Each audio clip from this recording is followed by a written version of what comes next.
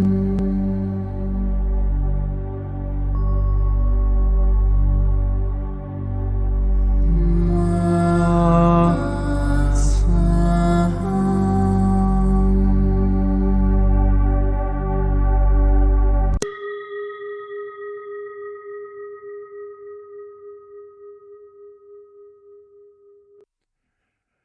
qui suit est la transcription d'un échange entre Mathias de Stefano, désigné ici comme moi, et son soi supérieur désigné comme je suis. Dans cette capsule, la voix masculine incarnera le moi, tandis que la voix féminine représentera le je suis. Cette conversation, intitulée « Confort », a été réalisée le 9 mai 2021. Il était 4 heures du matin et un moustique m'a réveillé. Depuis, je n'arrivais plus à dormir et je me sentais mal à l'aise, stressé, nerveux. Et je n'ai pas pu me rendormir avant 6 heures du matin. Et je me suis réveillé très tard, mais avec la tête pleine de situations horribles. Des cauchemars. Oui, je me trouvais dans la même pièce où je suis maintenant. Et je savais que nous attendions quelque chose d'important. Je crois que c'était l'événement de 2022, en février. Les gens commençaient à arriver et je me sentais un peu impatient, ou plutôt anxieux, à l'idée de tout ce qui allait se passer. Les gens étaient contents, mais ils devenaient un peu envahissants. Certains entraient même dans ma chambre par la fenêtre sans permission, et je les mettais dehors. L'un d'eux s'est tellement énervé quand je l'ai mis dehors qu'il a pris un outil et a commencé à casser tout le balcon, détruisant la façade. J'appelais la police, mais personne ne venait, même si je criais très fort. Je devais faire la diffusion comme chaque jour. Mais pendant que je m'asseyais devant l'écran, les gens entraient, s'asseyaient n'importe où, cassaient des choses, en emportant d'autres, et j'essayais de les arrêter. Je me sentais impuissant, et je cherchais des gens pour m'aider, mais il n'y avait personne, aucun ami, aucune connaissance. Beaucoup de gens se rassemblaient devant cet espace de plus en plus délabré. Et, bien qu'ils aient tous un immense sourire, je me sentais attaqué. J'essayais de me plaindre auprès du personnel de l'hôtel, mais personne ne voyait le problème, sauf moi. Et les gardes disaient « Eh bien, on ne peut rien faire, ce sont des clients. » Désespérant.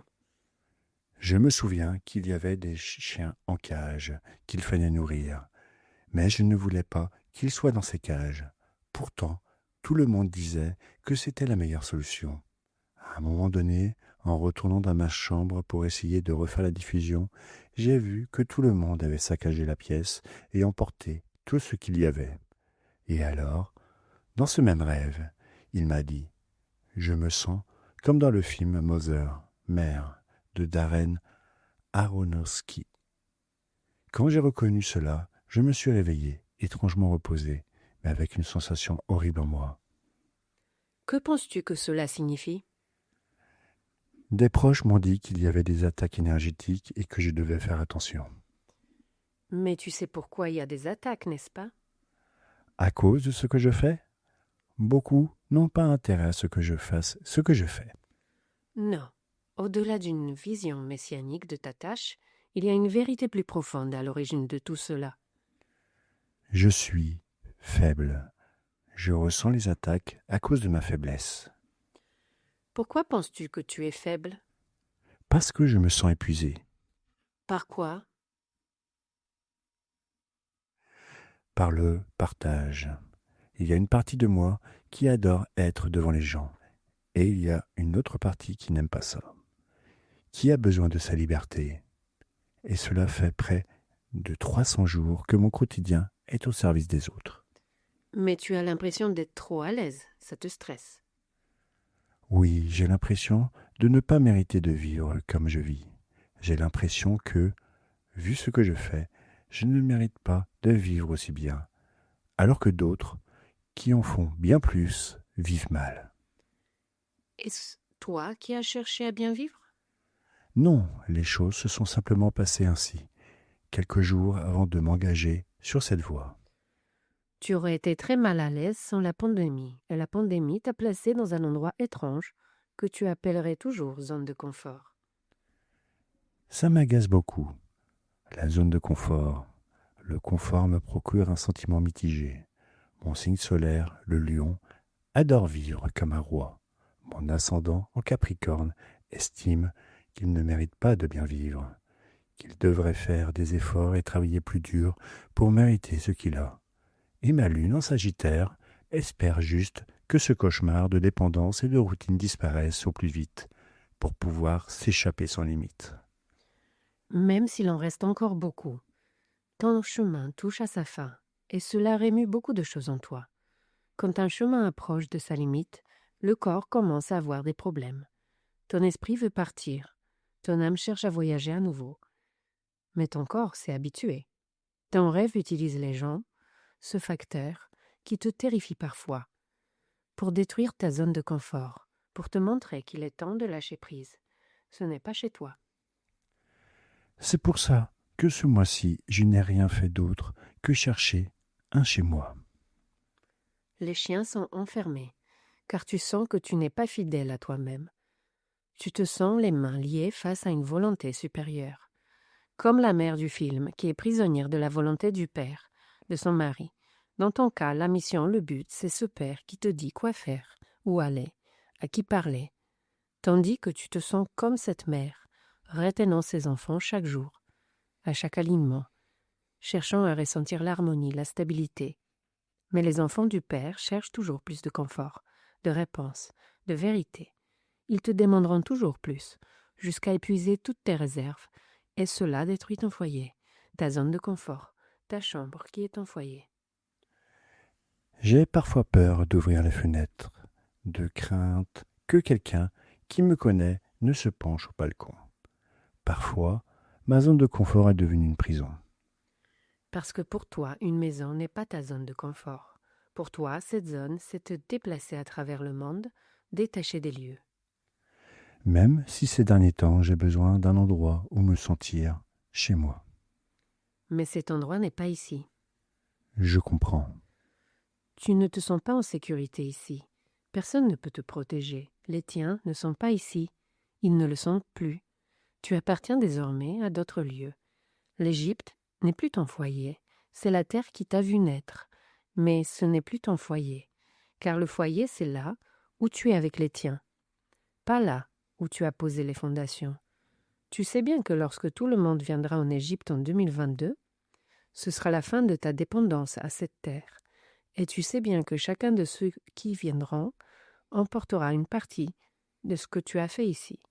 Ton être sent qu'ils mettront ta maison en pièces, emportant ce que tu as construit, mais ce qu'ils viennent faire, c'est emporter ce que tu as construit partout dans le monde. Un ami a rêvé un jour que tant de gens venaient à la rencontre de 2022 qu'à un moment donné, j'ai dit « Maintenant, que chacun prenne un petit caillou de la pyramide pour l'emporter dans le monde. » Et soudain, elle est devenue de plus en plus petite, à chaque petit morceau, jusqu'à disparaître. Tu vois, as-tu peur ce que tu as construit disparaisse? Peut-être, peut-être que je me suis habitué à ce que les choses soient comme elles sont. Une partie de moi veut qu'elles restent ainsi. Pourquoi? Si je sais que nous sommes venus pour transformer les choses, pourquoi suis-je envahi par l'idée de ne pas vouloir changer les choses? Parfois, j'ai envie d'avoir une petite maison au milieu de nulle part et d'oublier le monde. N'est-ce pas ce que la plupart des humains pensent parfois? Je crois que oui. Du moins, tous ceux à qui je parle ont souvent ces pensées. Le confort. Oui. Le sujet d'aujourd'hui, c'est le confort. Ah, Poser les pieds dans un endroit où toutes les formes que tu désires s'unissent. Le mot confort vient du latin commodus, des mots comme avec et modus, moyen, mesure, mode. L'idée du concept transmet la volonté que les formes ou les modes de réalisation de quelque chose se combinent en une seule manière, unis dans une façon concrète de faire les choses. En anglais, on l'appelle comfort, en référence à l'ensemble des forces unies, du latin com fortis, unité des forces. Le confort est l'idée que les forces ne se dissipent pas à l'extérieur, mais qu'elles sont contenues ensemble à l'intérieur. Un mot qui relie l'étymologie anglaise à la latine est le mot commodity, qui désigne une marchandise, c'est-à-dire les produits que l'on possède, que l'on a, qui ne nécessitent pas d'efforts majeurs ou extérieurs pour être obtenus. Quand je pense au confort, une partie de moi me dit « Tu mérites de vivre confortablement ». Et c'est ce que je fais. Et une autre partie de moi interprète cela comme une défaite. C'est pourquoi je veux toujours faire quelque chose d'inconfortable. Mes amis me proposaient de partir une semaine en vacances à Cancun, dans un hôtel tout compris. Et pour moi, c'est la pire chose qui puisse me passer par la tête. Tout est parfait. Pas même de vagues de la mer, aucune aventure. Et la vie a fini par m'y emmener pour le travail, où on m'a tout offert pour passer cette semaine ainsi. Ce qui est étrange, c'est que je n'en avais pas envie, je refusais cela. Et bien sûr, je ne me suis pas reposé un seul jour, mais j'ai fait 1000 activités d'aventure qui m'ont épuisé, pour ne pas avoir l'impression de perdre mon temps assis sur une plage. Le confort va au-delà du concept actuel selon lequel être à l'aise implique d'être détendu et de ne pas vouloir bouger, ou du fait d'être à l'aise et de ne pas avoir la volonté d'agir. Le confort est lié à l'orientation de toutes les forces et attitudes vers l'intérieur, tourné vers l'idée de préserver l'énergie, de prendre soin de ce que l'on a et de ne pas gaspiller inutilement ses réserves, ses propres ressources. Dans la nature, de nombreuses espèces animales et végétales fondent leur subsistance sur le confort ou sur le concept appelé conformisme. Qu'est-ce que c'est ? Le conformisme est le frère du confort, de la commodité. Alors que la commodité part de la manière, de la méthodologie ou de la direction dans laquelle une énergie est disposée, le conformisme parle de la manière dont cette énergie est contenue, comme formis, unité des formes des images. Après une longue période de changement et d'adaptabilité évolutive qui implique une dépense d'énergie considérable de la part des organismes, ceux-ci trouvent des moyens qui leur permettent de s'adapter sans générer beaucoup de changements, d'être plus pérennes, constants. L'un des moyens optimaux pour économiser de l'énergie est de conserver sa forme. Un objet qui conserve sa forme le plus longtemps possible ne perd pas d'énergie, et c'est pourquoi certaines espèces tentent de rester identiques pendant de longues périodes, raison pour laquelle l'évolution est lente, et raison pour laquelle les êtres qui changent beaucoup au cours de leur vie s'adaptent généralement plus vite, mais vivent moins longtemps. Comme la tortue et le lièvre, ou l'ours d'eau et le papillon. Oui, le confort est la conformité qui mène au conformisme, ou à ce qu'on appelle globalement le confort. Ne sont pas des outils négatifs, mais d'une utilité évidente dans la nature. Il existe un facteur qui transforme ces concepts en conflit, la modification de l'environnement. Lorsque l'environnement change, les formes peuvent être affectées si elles ne s'adaptent pas facilement, raison pour laquelle de nombreuses espèces s'éteignent en moindre changement. Comme les coraux qui conservent la même forme pendant des millions d'années et qui meurent à la moindre variation de température de l'eau. Il en va de même pour les personnes au niveau social. Pendant des siècles, les humains s'adaptent à un système, à un environnement qui, au moindre changement, génère une crise écrasante. Comme l'apparition des technologies informatiques a laissé de nombreuses personnes en marge, défendant des droits des travailleurs propres aux révolutions sociales qui ont suivi la Première Guerre mondiale. L'adaptation à une forme considérée comme bonne pour une circonstance donnée finie paraît la clé de son extinction face à un infime changement de contexte. La stabilité d'un système apporte une sécurité qui s'accompagne de richesse, mais cette sécurité est remise en cause face au changement de paradigme. La peur de perte surgit et l'évolution, le progrès et le développement sont refusés par crainte de perdre le contrôle sur ce qui est connu. Comme ceux qui s'accrochent à la défense des systèmes obsolètes ou trompeurs, tels que la démocratie républicaine, représentative et parlementaire. C'était la stabilité la plus viable face aux révolutions anti-monarchiques et contre les absolutismes.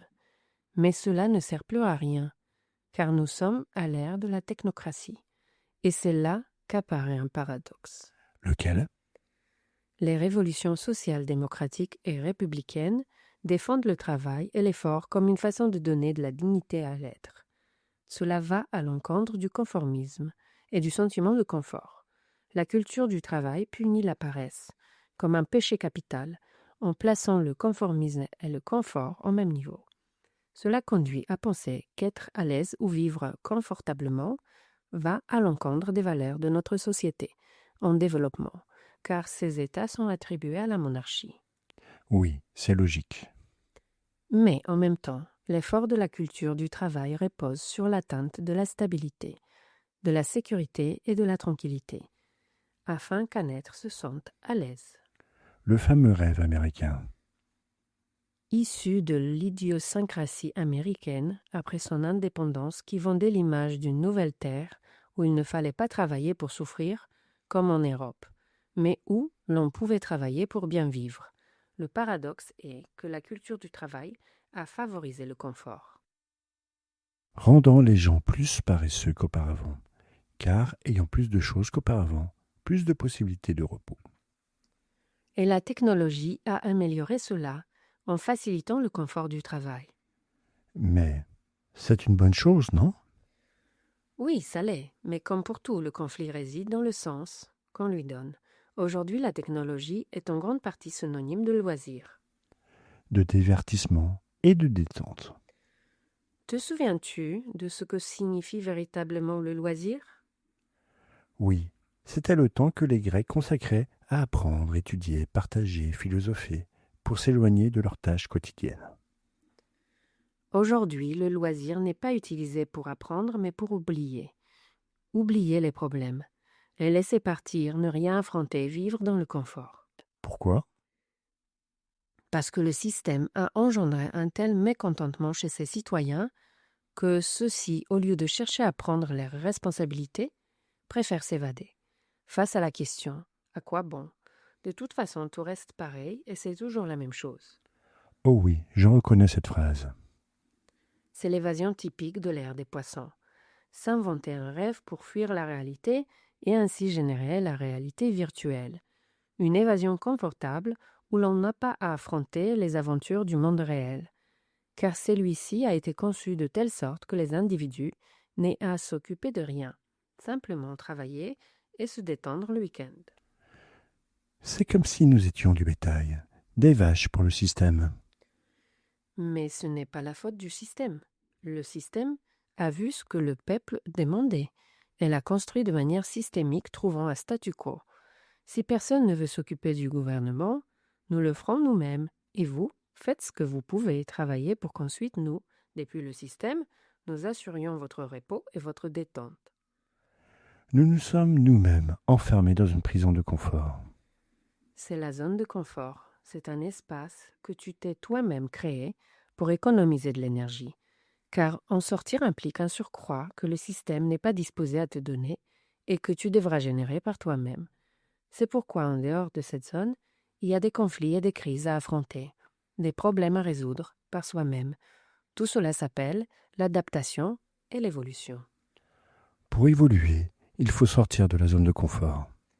Mais en reconnaissant que celle-ci n'est pas mauvaise, mais qu'elle a pour objectif de stabiliser ton énergie. Le conflit, comme toujours, c'est de la considérer comme la seule issue, par peur de perdre, et d'en faire une habitude. Ce mot « habitude », en anglais « custom », définit le comportement d'une personne par rapport aux autres, ce qui, par mécanisme, s'est répété et fait partie intégrante de son être physique, émotionnel et mental. Changer cette habitude implique donc un changement global qui exige beaucoup d'énergie et génère même la peur de perdre une partie de soi-même, de se perdre soi-même.